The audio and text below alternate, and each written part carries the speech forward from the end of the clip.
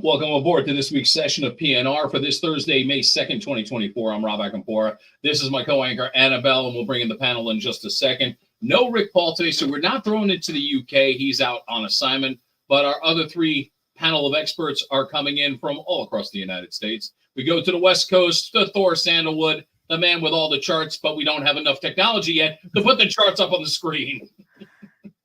Hello, everybody. Let's head down to, I believe, where Deb, you are down in the, is it the Redneck Riviera? Yes. Thought so. Exactly. Hi, everybody. There's that Panhandle area. I mean, go to Fort Walton Beach, you'll understand what we're talking about. It is a great vacation place, by the way. And then somewhere in Tornado Central is TD. Hi. I like Tornado Central. Well, there's been a lot lately in that region, so I figured it was very appropriate as we're talking about the news of the week. I'm in Illinois, yeah. Mm-hmm. Yeah. How many scares did you have this week, TD? There were quite a few. We got a lucked out. They kind of went around us, but yeah, there's been a lot of activity through here, yeah. Glad to hear that. Here on the Jersey Shore, Annabelle is with me here. And are we ready to launch into this one this week? We are ready to go. Very cool. We've got some cool stuff on the roster. We're going to talk about the change of schedule for marijuana from Schedule 1 to Schedule 3. It's going to be an in-depth topic. I have a lot of history on that. We are also going to talk about the student protests that are going on. Earlier this week, Thor and I did a featurette. You can go back and look at it in our video files. We came up with some interesting things. And then we're going to talk about the Royals because we know you guys love the Royals. So, Rob, take it from here. I think we need to start to get a little bit high. It just seems appropriate. Marijuana has been a hot button for the last few years. Over the last decade, the interesting part of it is it all started in Colorado. Now, if anybody has any doubt on how successful sales of marijuana has been as far as tax go, here's the breakdown in Colorado over the last 10 years alone. What they do is there is two 15% taxes that they lay on it. One of them is really what it is, a straight up tax on marijuana. Now, the other one is what they call a state exercise tax of another 15%. So any sales of marijuana, that's 30% that's going back to the state government. In the last 10 years, the state of Colorado has taken in $2.6 billion in taxes. If that doesn't tell you that this is a growth industry, get the fun, then you're missing out.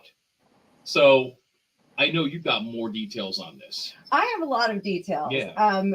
Being here in New Jersey, Rob and I, just recently, Governor Murphy had legalized recreational use in our state. We did have a brief period of time where we had medical marijuana only. Right. It has varying degrees of success. One of the things that I find very interesting with the legalization of marijuana in different states is that it posed, in my former job as an insurance broker, it posed a very interesting risk factor for law firms if they were practicing, supporting medical marijuana or even recreational, because the state and federal laws are incongruent. But does that mean more money for the insurance industry based on that? No, many insurers were not covering attorneys that were handling that kind of work. Okay.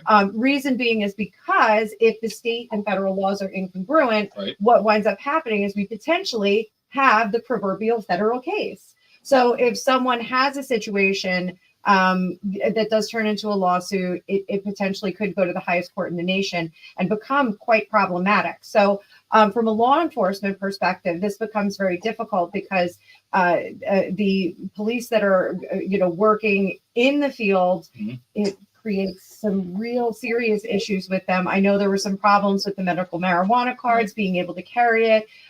They are changing the policies all the time. So it does pose, and some would say these are growing pains. Now, let me ask you one more question before you go on. Then sure. From a level, do you know, when it comes from state to state, let's say two states are flanking another state, two states are legal, one hasn't legalized it. What is the issues there that become a problem with insurance? You can't drive. Oh, for attorneys? Just in general. We'll start with the attorneys and let's break it down. It just, like you just said, it becomes a mell of a mess. Right. It really becomes a very, very difficult situation because on one hand, we are looking at law from a state perspective, or even a county or town perspective. And then we have the umbrella law of the federal government.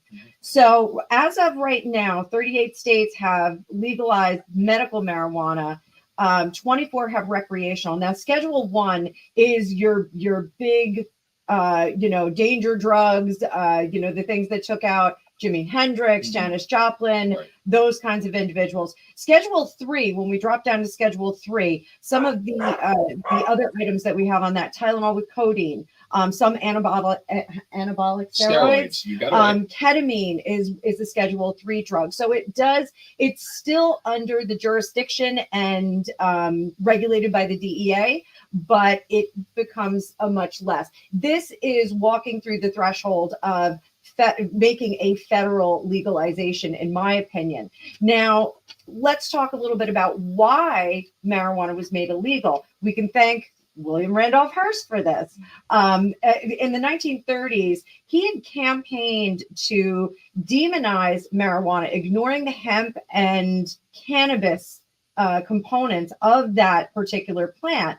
The reason for this was because he had investments in timber and all of the emerging plastics, synthetic plastics industry. So it was going sort of against his business against, well-being. Yes. Now, at the time, hemp had been used extensively by the military. Everybody knows if you have a business, you want a military contract because you are going to make bank. They are going to keep buying from you. So he also was partnered with the first commissioner of the U.S. Bureau of Narcotics. I don't have his name down. I apologize, guys. He's up on my screen, but I can't pull it up. And essentially, that individual had some biases. I'm going to say it nicely.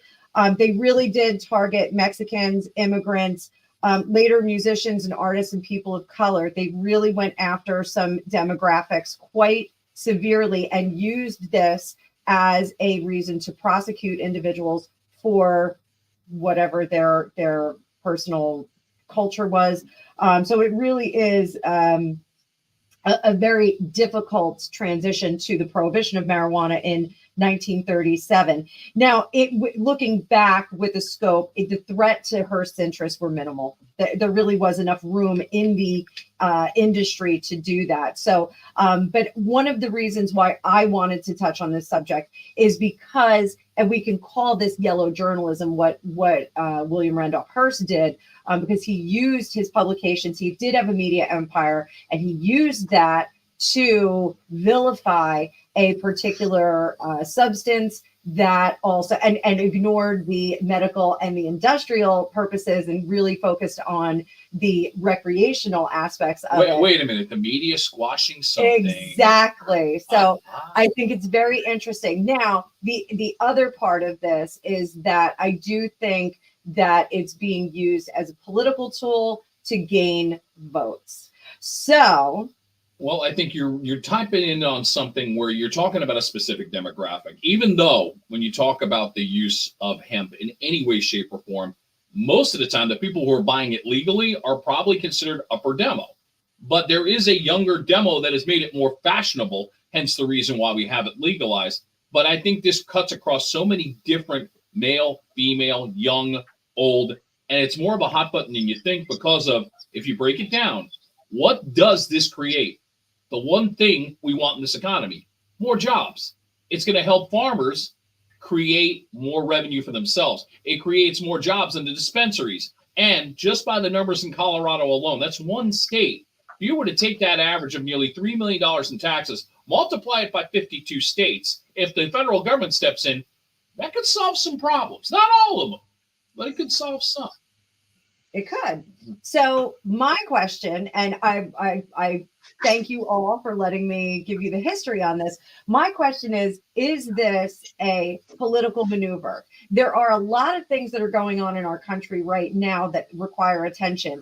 The legalization or the soft legalization of a formerly prohibited substance, I think, is very curious in this climate. Don't you? I think it's a curious thing that it's not like a high priority. Let's put it that way. It's getting lost in the shuffle of everything that's been happening, especially what's going on in the world, which we'll touch on in segment 2 of this broadcast. But when we go to the panel, and I'm sure you got the cards at the ready. I have the cards at the ready. There we go. I knew you would have that. Get ready for the sloppy shuffle. It's coming. Trust me on that. Don't jinx me, Rob. No, I won't jinx you. But while you're shuffling, Deb, down in Florida, is this been, just to get it from a state-by-state perspective, down there, are you hearing anything as far as this being a hot topic within the state, or is it sort of getting buried like I'm saying?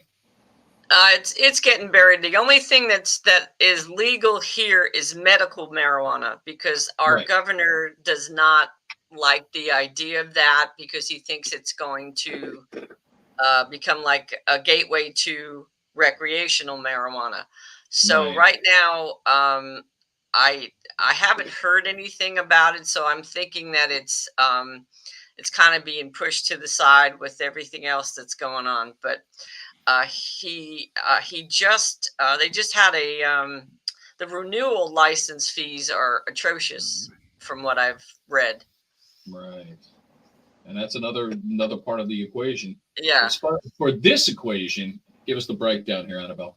So this definitely, it looks like it's not a money issue. We have that Queen of Pentacles in reverse. So I don't think that they're looking at the aspects of getting tax revenue, increasing revenue for individual states and the federal government. I don't think they're looking at that. I do think that this is a grab for some votes that they may be losing. That the current administration has. I think they are trying to tap into a demographic that maybe has lost interest, maybe is a little bit disheartened from the student loan issues, from the lack of gainful employment once they do finish their university degrees. I don't think it's going to work. I think there's going to be too much pushback in the federal government. I just don't think that this is going to be the boon that they expect it to be in terms of hip, hip, hooray, we're going to back this government, we're going to back the candidate because he got us all super high. So I do think that this is the beginning of something very, very interesting. We've got a little slow burn here with the Ace of Wands. And the Strength card just asks us to have a little bit of patience while this goes on. So I would like to kick this over to TD and see what her opinion is, if she sees anything different. I didn't touch on the dominant energy or the subversive energy there either. Yeah, I don't, it's not going to be legalized on we're talking federal level, right? Here? Well, not legalization, but the move to make it the Schedule 3 as a tool to garner more support. Yes, no, that's not going to work. Interesting. Kick it over to Deb? No, Thor, I mean, look inside your world. I mean, it'd be interesting to see what you're seeing inside the charts and everything as far as marijuana in general and how it plays into what the cards are saying. So when I'm looking at like President Biden's chart and then I'm looking at the USA chart, one of the things I want to point out, especially about the USA chart, and President Biden and the USA are actually the same ascendant sign, by the way. But when I look at the USA chart, USA is going through a really bad period called Sati Sati, which is when the Saturn's going over the natal moon in the chart, and that's going to affect all of 2024. We know it's an election year. We know that people, quite frankly, are not very happy about the state of things. So especially the younger generations, when we're talking about Generation Z, millennials, we have the student loan situation. We have the college protests that are going on right now. And typically, the Democrats usually favor younger generations like that. So when you're losing your base of support, it does feel like this is a move to try to counteract some of those things that are not seen as popular right now. So like Annabelle was saying, there's this cost of living crisis. People are going to college, getting these degrees, and then they're finding these entry-level jobs that pay $30,000 a year, even though they have a $200,000 student loan. And so, you know, the prospect that, so I feel like he's trying they're trying to take the edge off a little bit. Hey, well, we're not going to go ahead and get you in trouble if you have a little of the wacky tobacco. Well, it certainly does take the edge off, doesn't it? Oh, that does taste it.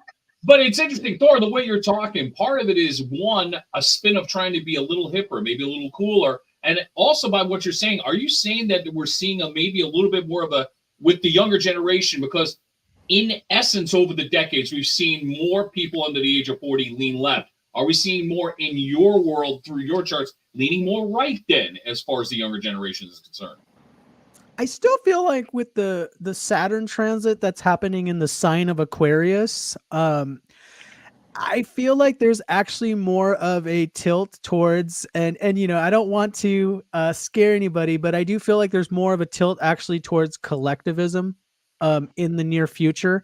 And when I talk about collectivism, things like that are on Gen Z and millennials' mind is like, for example, the exorbitant cost of healthcare and things like that. So I feel like astrologically, we're kind of going more towards that direction, even though we haven't had the political will or the events to make that happen just yet. But I feel like those are coming in the future here. So I feel like there's going to be some crises, and there's going to have to be a political will to fix some of the major issues that are affecting the economy and the younger generations.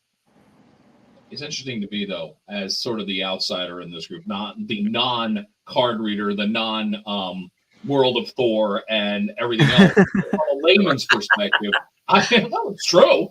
That I look at this issue and I say to myself, this should be one of the top three because it can solve a lot of issues. I really do believe that in the grand scheme of it, if you're providing more to the farmers of the world who are hurting, and all of a sudden, well, you start growing this, you start making more money. And we've learned that hemp has more than just the smoking quality. You can make clothing out of it. Right. You can do a lot of things with it. So it serves so many different purposes. And Colorado should have been the example of showing that, hey, there's a lot of tax revenue coming in here. Why is this not more to the forefront? I understand there's a lot of other things going on, and there's one major topic we're going to get into next, but it's still one of those things where, as a voter, if I see it, I sit there and go, yeah, that might sway my judgment because everybody wants to try to pay for everything. We have seen that with the government. We want to try to do this, this, this, and this. Bottom line is, mathematically speaking, if you don't have the money, you can't do it. Now suddenly you're generating money. The government is generating more money than they ever before by taking on this. One of the statistics, though, after legalization in Colorado was that they did see more DUI incidents. Mm-hmm. And I can say, from personal experience here in New Jersey, once it was legalized, a lot of people are smoking in the car. Okay. You're behind them, you're smelling it. Mm-hmm. It's this, and I think the problem is that they're not seeing it. Some individuals are not seeing it as the same thing as having a few cocktails, a martini, a couple of beers. But that's been proven, though, in a lot of different researches that say, hey, this is going to affect your driving just as much as having a couple of cocktails. That's right. How it is. So Colorado did see increases in DUI accidents, fatalities as well. So it's something to weigh in. Now, I'm not one way or the other. I do love tax revenue. I think tax revenue is great. And I think that tax revenue. I think we should have the freedom to imbibe whatever we would like at our own risk. I think we should be able to do that. To coffee. To tax revenue. Tequila. This is for you, Thor. It's one something in the afternoon. I'm just drinking water. I'm just drinking water. Tequila in your name for breakfast. I'm just drinking water. It works well. So, I do think that this is going to be a complex issue. It's not as simple as just reading a few cards on it. Personally, I think it's a political issue that's why it's coming to a head right now. We have people that are hungry. We have people that are losing their homes. This is not the top political issue that should be promoted at this point. Mm-hmm. We should be taking care of our homeless, our veterans, those kinds of things. I think it is a political endeavor. Yeah. So shall we move on to the next topic? Topic number 2, and we've been hinting at it already as we were talking about everything with marijuana, but the student protests have taken center stage pretty much throughout the week, and we're seeing protests ranging from out of the University of Southern California to Columbia University to Fordham University. It has just been cutting across the country. And one interesting thing that I did read about, that there was actually a peaceful protest on the campus of Dartmouth University. They actually took the protest, put it on the football field, separated it from the student population, and it went fine. So hopefully we're going to see more of this. But with the unrest that has been going on from campus to campus, campuses have been closing down classes. They're worried about upcoming graduations. Graduation is coming up for most of these schools within the next 2 weeks. Where do you see this going? Have we just hit the tip of the iceberg? How much worse are we going to go? Annabelle, you put the cards out there. What do we see? Since Thor and I did a show about it earlier this week, I want to defer over to one of the gals. I do want to point out that there were some professional protesters that were pulled out of the Columbia events. So they had some professional agitators there. They did detain them. I think it was about 200 arrests that they made. And some, I'm not saying all, some of those people were professional agitators. So I'm going to pull up the card view. I'd love to hear what Deb's opinion is on this particular spread. Okay. Well, I definitely get the sense that money is involved, that this is just not I mean, I think it's a student protest, but I think people are getting professional agitators, like you said, and it's showing up. It's definitely showing up in the cards to me. I see the card. Is it the Seven of Swords? That guy right there. That one. That one just jumped at me, and this is just not what it seems to be to the public. It's not a bunch. I mean, there are some students, I'm sure, but there's something more behind this. And that card just jumped at me saying, yeah, this is just not like my generation growing up in the 60s. Yes, I'm outing myself. That was a different. I don't get that same feeling from this. This is I don't know. I don't want to say, well, yeah, I'm going to say it. It's more sinister to me. It's not just from what I'm feeling from the cards. It's not as simple as they're trying to make it out to be. You brought up a key word when you said sinister. I mean, obviously you're talking about the potential of money being, but I'm going to throw a curveball into this equation, because you talk about the 60s, and the first thing that hits me when we think about riots, I'll quote Crosby, Stills, Nash and Young, 4 dead in Ohio. Yeah. So do you see potentially that it could be sinister in the sense of, are people going to get really hurt in this situation, which is not what we want to see, but based on what you're feeling, what you're seeing? What I'm feeling is that I don't get it. It's not like the 60s. It's a totally different feel to me from what I'm seeing in the cards. It's more sinister to me, where I think I'm trying to frame this. People of a specific religious persuasion might get hurt. And I mean, there's a lot of I'm a history nut, so there's a lot of history that's floating around in my head. And when I said sinister, that's what I'm just picking up, that there's more of an agenda here than what meets the eye. I'm glad you clarified for that, but I couldn't help but ask that question. TD, we come to you. What are you seeing? Could you pull up the card view? I'm sorry. Thank you. I think there is money involved. I think the students are protesting just about the injustice of it all, with justice in reverse there. They just don't feel that they are being treated fairly. They're at the end, they're going back and forth on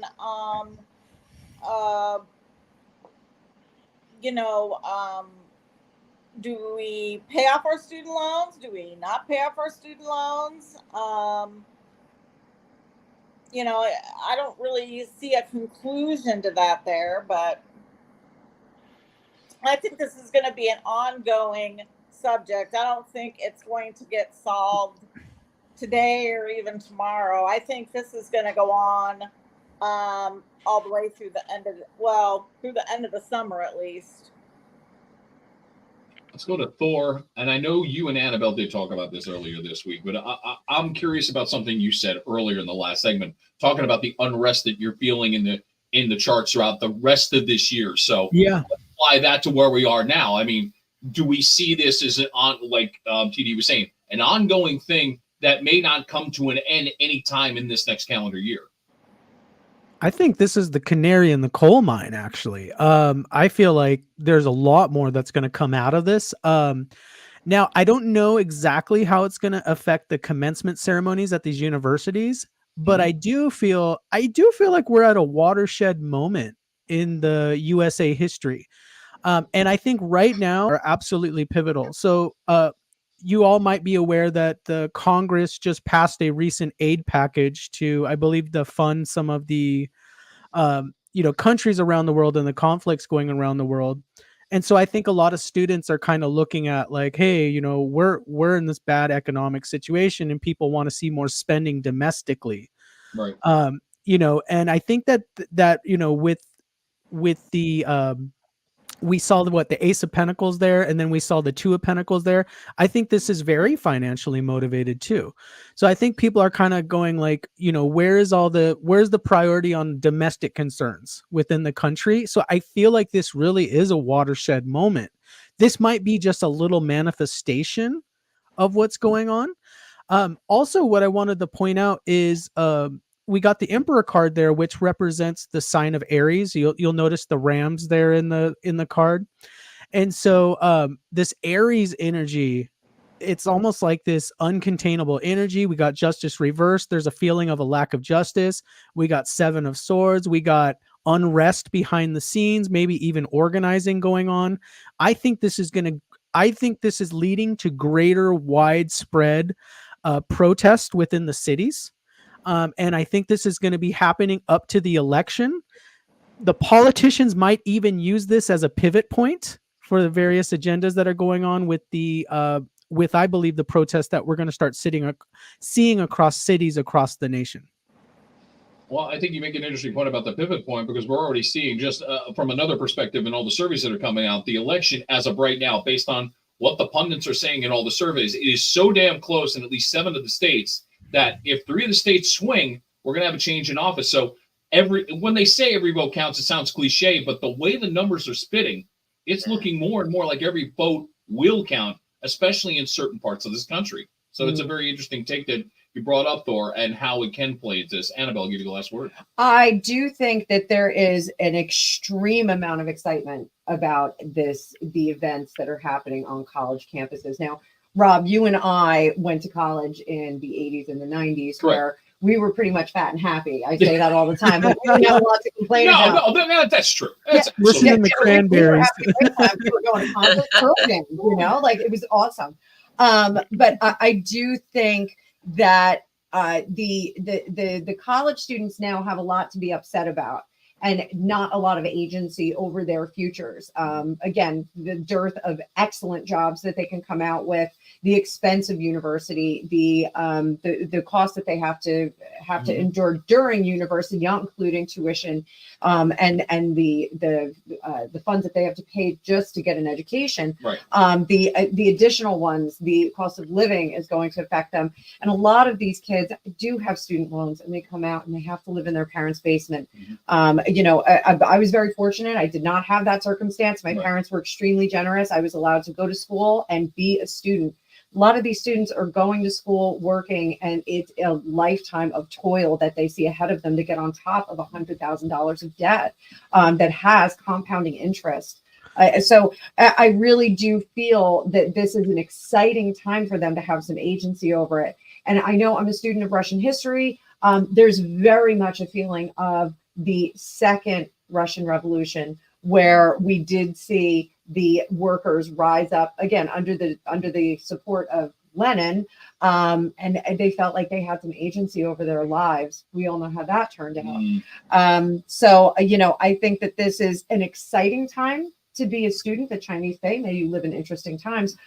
Is it a productively and exciting time? I'm not so sure. I don't know if they have the information that's needed, but they do have the causation to be furious with the state of things. So I can see a future PNR here with you and Thor talking about that and take it to this level when you talk about unemployment rates are at an all-time low. But here is a word that's not being used enough: underemployment, meaning what you're taking home, the amount of money, where the cost of living is going up, but what we're taking home is not in association going up with the cost of living.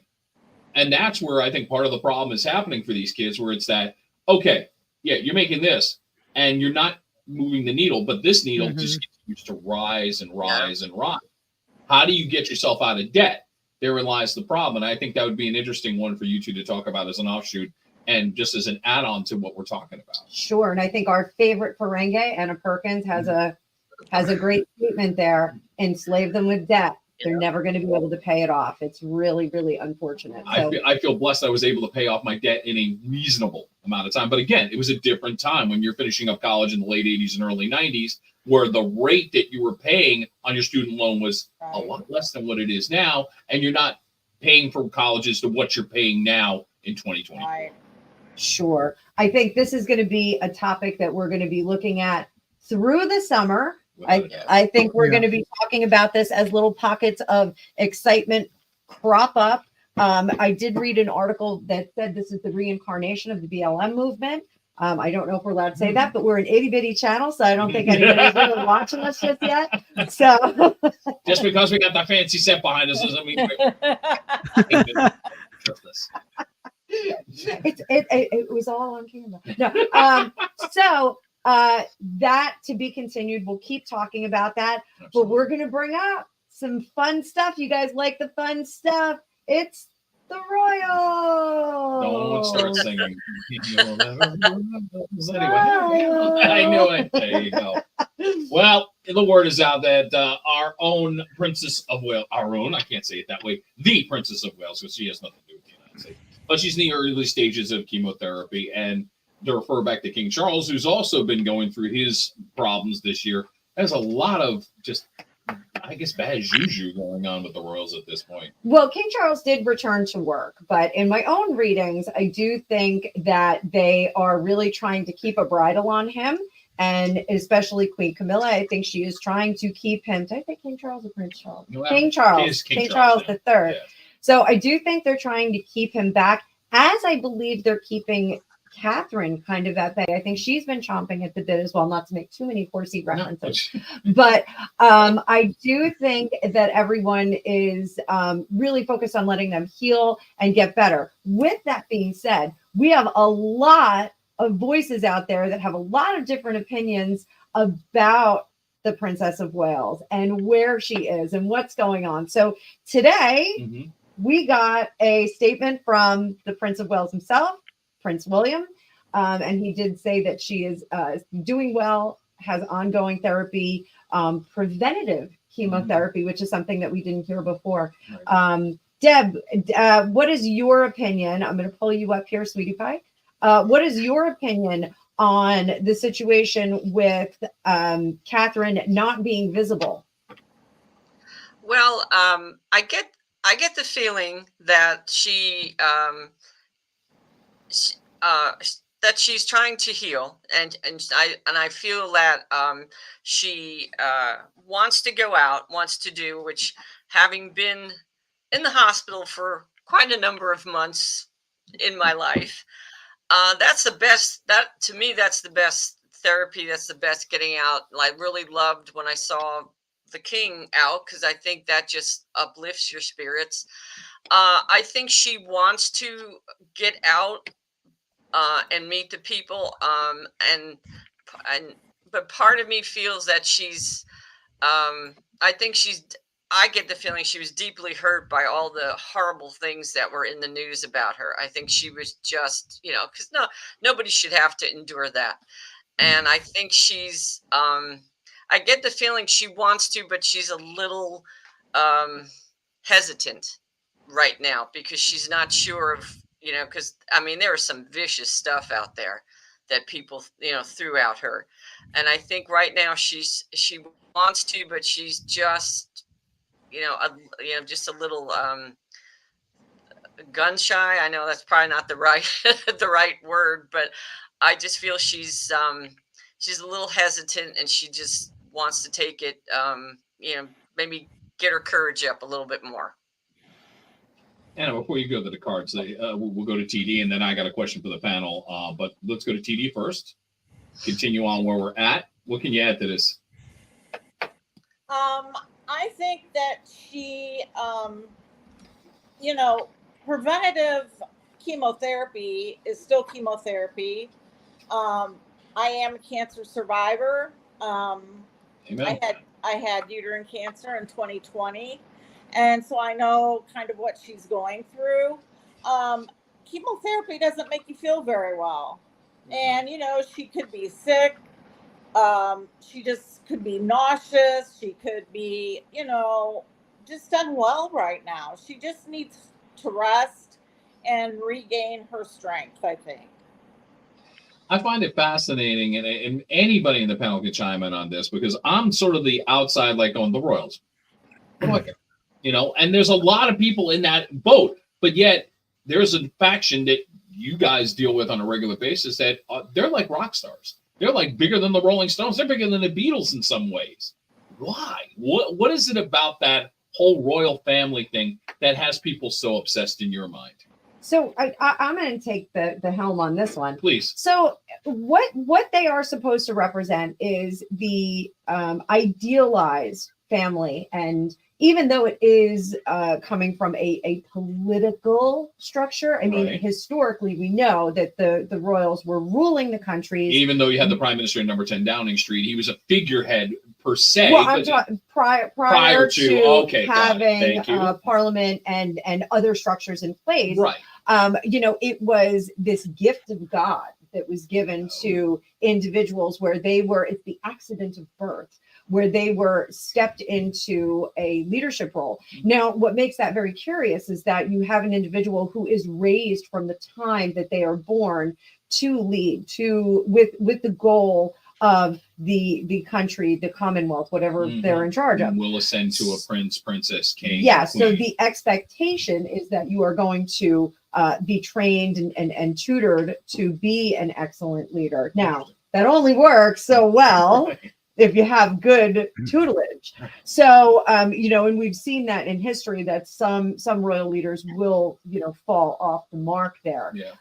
The royal family now, the existing British royal family now should be an example of a delightful family that upholds the morality and the goals and the expectations of the country. They present very well. They are exceedingly polite, exceedingly well-mannered. We can see that with the Wales' children. Right. They are, Princess Charlotte, chef's kiss. The kid is beyond poised. So, that is really what they're supposed to represent. And I think that that's the charming part. Now, they also bring in a ridiculous amount of revenue into the country because of the tourism. So it does help there. But they still have a political role.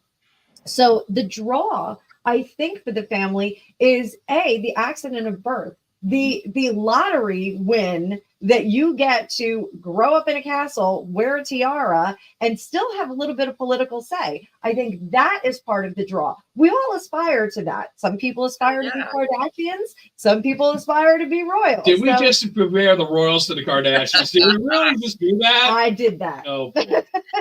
So I would love to hear Thor's opinion on this as well. Thor, what do you think that the draw is? You know what I think is, I think it's a recent phenomenon. And when I say recent, maybe like the last 50 years. I think we have a lot of generations. They were raised watching Disney movies, the Crown Prince, and everyone wants to live in a castle. And the royal family is living this fantasy life that everyone wants to live. They want to have this magical life where so people want to live their lives through the royal family. That's why I think it's so popular among people.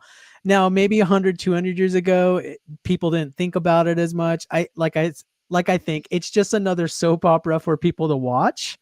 So I think that's why people, it's like a reality show. It's literally like watching the royal reality show. That's the way of looking at it, yeah. And people, they feel like their lives are so different than what a member of the royal family would experience. So people are curious. There's this natural curiosity of, how do these people live their lives? Right. Going from palace to palace, and it's this what was that show? It's kind of like how people got interested in watching that show Downton Abbey. It's just a show about wealthy people and servants. Yeah, and people were just so fascinated. Great point that you just brought up, because that became such a phenomenon as a show in the United States. It's because people are curious. They have this natural curiosity about what is it to live that kind of life. Good answer. I mean, it made me think a little bit more about how this country became obsessed with Lady Di, and that seemed to be sort of the springboard moment, so to speak, maybe, that made the royals even more popular than they ever were. So, and I also think that we missed the period where the late Queen Elizabeth became monarch. Okay. Because she was so young. She was, I think, 25. Right. My grandmother was part of that group. My grandmother was a similar age to Queen Elizabeth.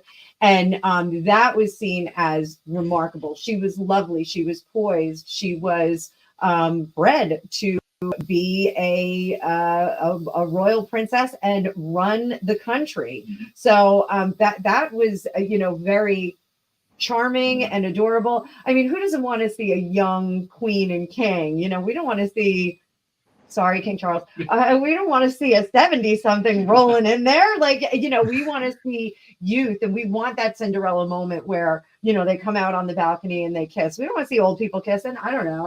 It's just me. The closest thing we come to that in the United States is Taylor Swift and Travis Kelce. I said it. Move on. Let's go to the cards. Sure thing. And what do you want to pick first? Let's go down to Deb, and as we got the board laid out, I just drew these based on how Princess Katherine is doing, what's going on with her, what's her disposition. So you can read the cards as you'd like, Miss Deb. Well, from what I'm seeing and what I'm feeling, she has been dealt with a lot of stuff on her plate. But she's not done yet. I mean, she's dealt with, just things that you wouldn't wish on anybody. But I see resilience there. She's coming through it. Yeah, it's been tough, and you've got the 10 of Swords. What else could happen? She's endured it all. But I really. I don't know. I get a very uplifting feeling from those cards. I don't see, doom and gloom. She's gone through something, and she's going to come out a stronger person. Thor, that's what I see. I'm going to come to you on this. Sorry, I didn't mean to interrupt. Well, I'm going to look at the cards. The chart, she's in a Saturn period. The 8th house is activated. This is definitely a difficult period. I feel like with the 8th house being activated in Katherine, Princess of Wales chart, I feel like this is maybe even more serious than they're letting on. So preventative chemotherapy, that's kind of, I'm kind of wondering, okay, well, what was going on? Because this must have been pretty serious. If we're doing the preventative chemotherapy, you must have removed something that was fairly, serious. Now, when I look at the card spread, got the 10 of Swords there, which is like hitting rock bottom. I mean, that is like, and maybe this is, the Moon card is there. This could represent even emotionally. She might be hitting rock bottom. We got Death card reversed there. This spread is quite serious, the situation. I mean, for all we know, she could be in a very, low point in her life right now. And then what she's got hanging over her head is, we don't know how long King Charles is going to be around with us. Hopefully he's healing. We've heard good news that he's improving, but again, we don't know a lot about the specifics of his diagnosis either. So she's fighting this cancer that she has. She's getting the preventative chemotherapy. Then she has this weight on her head of, okay, what if she becomes the next queen? Prince William becomes king. What is she going to do? Because she's trying to recover from all this. And so there's this huge weight on her right now. I feel like this is a lot more serious than is being led on. I will say that to everybody. And I feel like we are definitely not out of the woods on this. I feel like just out of respect of privacy, I don't feel like the royal family is going to even release too much, even if it is really serious. So I feel like we wouldn't really be getting the whole information on what's really going on, just for privacy concerns. Well, TD, I wanted you to go last. As you said, you're a cancer survivor. So you heard what Thor had from the charts. What is your take on both that and the cards, and as a perspective of a cancer survivor?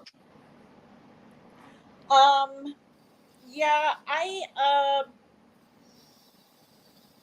and looking at the spread there, I see the Queen of Wands and the King of Wands as Katherine and William, and then the Ten of Swords in between them. She has gone through a lot, but with the moon, there's still some things that are hidden that she's still going to have to go through a lot of stuff before this is over. And it just takes a lot out of you. I don't know how else to express it. You just feel really run down, like you have no energy. You don't have any get up and go, Maybe she just wants to put on some sweatpants and put her hair up in a ponytail and, not be a princess for a while. It's a good way of putting it, and that's understandable. And I appreciate your perspective on it, especially as somebody who has gone through what is happening right now with Katherine. And we wish her, obviously, hopes and prayers that she'll have a recovery, and the same with the king in that situation. So I just want to add to this. I see a little bit more positivity in here. We can use some right now. So if her chart, I do too. If the chart that Thor has created shows that she has some challenges, I think that she's rising to the occasion for those challenges. Here, this is cultivating strength and ingenuity in a terrible situation that she's facing, and she's taking that bull by the horns. Now, this moon card can either be things that are behind the surface, things that are being hidden. I'm taking this very much intuitively that they are purposely keeping things undercover. They're purposely keeping things behind the scenes. Again, with TD, and I'm so glad that you had a recovery from your illness. When you're going through chemo, you just don't look your best. You don't feel your best. You're not going to present well. With the idea of what I said before about the royal family being the presentation of the idealized English family, and her being the idealized English rose, we don't want to see any wilt on that. We want to see her perfect, and we want to see her look great. We want to see her capable. Here, I do think that she is, again, I do believe they've got her bridled and they're trying to not have her work. She is an A-type person. She does work very hard. But here, I think they're allowing her to do some things. I think the handlers and doctors and people that love her, that surround her, I think they are letting her do a little bit more work than they would have otherwise. If I can interject, then, based on her type A personality, she's somebody that would like to be out there being who she is, as opposed to being behind closed doors right now, having to deal with what she's dealing with. All of my readings on Katherine is that she's a good contributor. Okay. She's not a fame-hungry person, but she's a good contributor. She wants to earn her keep. Okay. And her keep is very expensive in the country. One of the things my former sister-in-law had said to me, Ella and I, my daughter and I, we had watched their wedding, and I talked to my sister-in-law. I said, we're going to watch the wedding. Are you guys going to watch it there in Scotland? And she goes, ugh. And I said, what's wrong? You're not going to watch it? She goes, it's one more to keep. And I said, oh, okay. So, I think in that sense, I think she really does rise to the occasion. And this, with her peasant background, she does really want to contribute and earn her keep in the royal family and earn all those fabulous things and vacations that she gets. So that's really how I see it. So, Deb, what do you see?